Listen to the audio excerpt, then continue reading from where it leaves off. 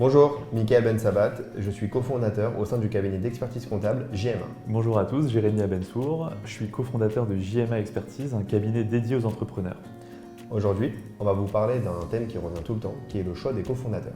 Alors, on va vous parler de ce thème déjà de par notre propre expérience personnelle en tant qu'entrepreneur, mais aussi et surtout de par l'observation terrain par rapport aux très nombreux entrepreneurs qu'on a la chance d'accompagner chaque jour.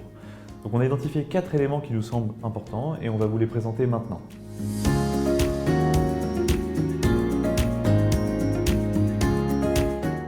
On va commencer tout d'abord avec la complémentarité des associés.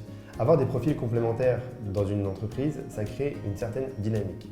Ça va permettre de booster votre activité car vous avez en interne toutes les compétences nécessaires au développement de votre entreprise. Grâce à ça, la répartition des rôles se fait automatiquement, naturellement, grâce aux compétences techniques de chaque associé. Par exemple, au sein de notre cabinet, nous sommes 3 associés. Dan, qui est également cofondateur du cabinet, n'a pas pu assister à cette vidéo. Mais lui gère le pôle immobilier. Jérémy, lui, gère le pôle start-up.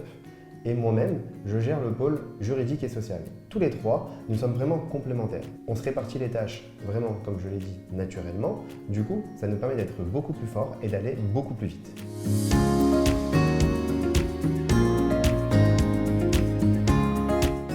Alors, deuxième élément important, c'est l'entente. Mickaël vient d'en parler, c'est vrai que la complémentarité des associés, c'est quelque chose de très important. Maintenant, cette complémentarité, c'est de l'importance de second rang. Pourquoi ? Parce que ce qu'il faut prendre en compte, c'est qu'un associé, avant même d'être une compétence technique, ça doit être vu comme un soutien moral et psychologique qui va vous permettre de vous accompagner pendant toute la durée de la vie de votre société. C'est la raison pour laquelle c'est très compliqué en fait de s'associer avec des personnes qui ne vous ressemblent pas. Et pour une raison simple, c'est que l'associé, il va être tout au long de votre vie, il va être à vos côtés. On observe d'ailleurs malheureusement beaucoup trop d'associations de raison, c'est-à-dire des associations qui se font parce qu'on n'a tout simplement pas le choix. C'est la seule personne qu'on a trouvée et généralement ça fonctionne assez mal. Donc le secret, qu'est-ce que c'est ? Le secret, je pense qu'on peut le dire, c'est d'être avec un associé avec qui vous vous sentez bien, vous êtes content de voir le matin, qui vous met dans une bonne énergie, une bonne émulation, parce que des obstacles, vous allez en avoir, des épreuves, vous allez devoir en surmonter. Et la seule et bonne personne, avant même sa compétence technique, ça va être la personne avec qui vous êtes bien et avec qui vous êtes content de travailler 24 heures sur 24 et même les week-ends.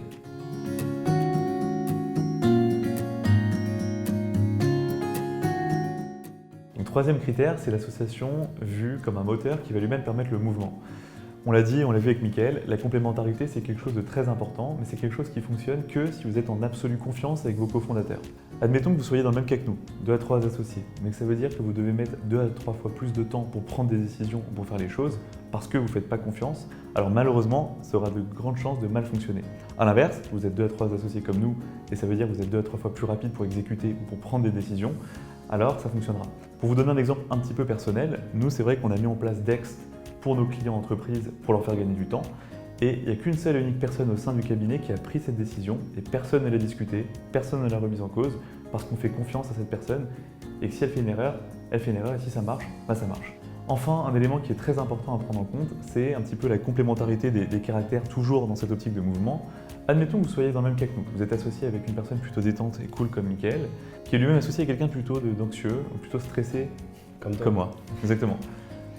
L'idée, c'est que cette complémentarité, ça va permettre tout simplement, malgré les obstacles, malgré les difficultés de l'entrepreneuriat, de lisser les choses et d'avancer de manière beaucoup plus fluide et de faire en sorte que tout se passe bien.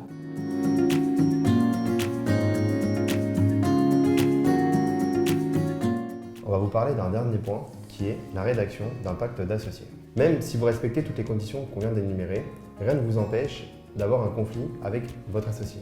C'est pourquoi nous vous recommandons la rédaction d'un pacte d'associés. Le pacte d'associés, c'est quoi ? C'est un contrat entre associés qui va vous permettre d'énumérer tous les points qui faciliteront la collaboration entre vous. Les différents points que l'on retrouve dans ce pacte, c'est le partage des pouvoirs entre les associés, les modalités de règlement des litiges, le partage du résultat entre les dividendes et la mise en réserve et les modalités de cession d'actions entre associés. Par exemple, dans le cabinet, même si on s'entend très bien avec Jérémy et Dan, on a pris la décision de rédiger ce pacte.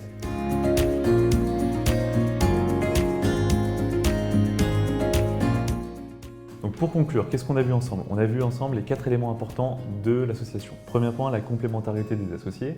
Deuxième point, l'entente qui doit être au-dessus de cette complémentarité.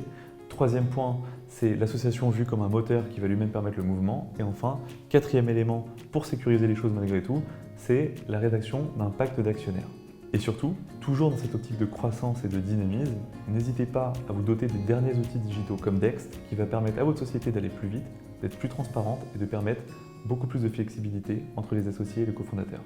En tout cas, on espère que cette vidéo vous permettra de vous lancer. Ouais, parce que l'entrepreneuriat, c'est vraiment quelque chose d'extraordinaire, de magnifique. Et si ça peut servir au plus grand nombre, on sera plus heureux.